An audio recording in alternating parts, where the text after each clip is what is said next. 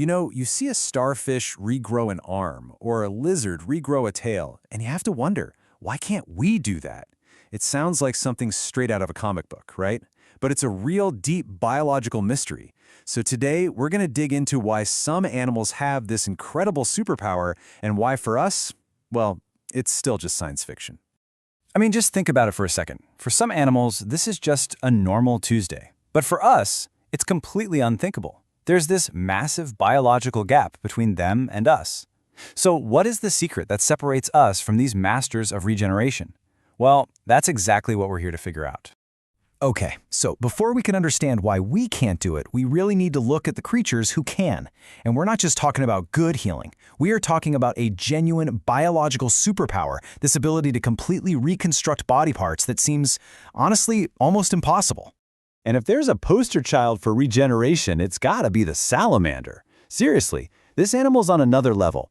It's not just regrowing a leg. We're talking about rebuilding complex organs. Parts of its spinal cord, its heart, and get this, even parts of its brain. It's just an unbelievable feat of biology. Then you've got the starfish, which just takes it to a wild extreme. Yeah, it can regrow a lost arm, no problem. But in some cases, a single severed arm can grow an entirely new starfish. It's like a real-life horror movie special effect, but it's happening in our oceans all the time. And this isn't some rare fluke of nature. It's everywhere. You've got zebrafish that can repair their hearts perfectly. You have lizards, which we all know about, dropping their tails to escape a predator and just growing a new one. Nature is absolutely full of these regeneration wizards. So that leads to the big question. What is the secret? How are these animals pulling off these incredible acts of reconstruction? To get to the bottom of this, we've got to zoom way in, all the way down to the cellular level. And right here, this is one of the most important distinctions to understand. What we humans do isn't regeneration, it's healing. It's a quick and dirty patch job. We slap on some scar tissue to plug a hole. But what salamanders do, that's true regeneration. They don't patch, they completely reconstruct everything. Bone, muscle, nerves, skin, as if it was never gone. And the absolute key to this whole magic trick is something called a blastema.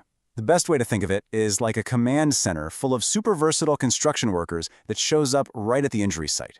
It's made of cells that do something amazing.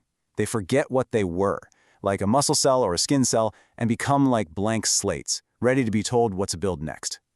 So here's how it works, step by step. First, there's an injury. Then, the mature cells nearby basically de-age, becoming flexible and stem-like again. They all gather together to form that blastema. And from there, the blastema just follows the body's original genetic blueprint to rebuild the lost part, perfectly. It's like hitting a developmental reset button. So, this all begs the obvious question, right? If this incredible mechanism exists in nature, why in the world don't we have it? And the answer, it seems, comes down to a really critical evolutionary trade-off our ancient ancestors made. This chart just lays it out so clearly. You can see the two completely different strategies. For a salamander, the goal is perfect reconstruction, no matter how long it takes. But for us, the #1 priority is fast survival. We need to stop bleeding and prevent infection right now. So we form scar tissue. It's a trade-off. We gave up perfect regeneration for a much better shot at surviving the injury in the first place. And this quote really hits the nail on the head. Our evolutionary path basically chose the quick and dirty fix. A slow, super energy-draining process like regrowing a limb might have just left our ancestors too vulnerable for too long out in the wild. Speed was more important than perfection. So why did we end up on this path? Well, there are a few big reasons. First, our immune system is built for speed, and its go-to move is to create scar tissue fast. Second, our adult cells are just really specialized. They don't like to go back to being a blank slate. And finally, there's the big one, the risk of cancer. The kind of rapid, explosive cell growth you need for regeneration is a very risky business for complex animals like us. It's a process that could easily go haywire. But here's where the story gets really exciting. What if this ability isn't truly gone forever? What if it's just dormant? Scientists are now trying to figure out if we can unlock our own hidden potential for regeneration. And they are tackling this from every possible angle. They're literally decoding the salamander's entire genome to find the specific genes that control this process. They're learning how to guide our own stem cells and tweak the signaling pathways in our bodies to hopefully encourage them to rebuild tissue instead of just scarring over. The dream is to find a way to flip a switch in our bodies, from repair mode to regeneration mode. And let's be really clear here. The immediate goal isn't about growing back an arm like in a superhero movie. It's about something much more profound. Fundamentally changing how our bodies heal on a cellular level for all sorts of injuries and diseases.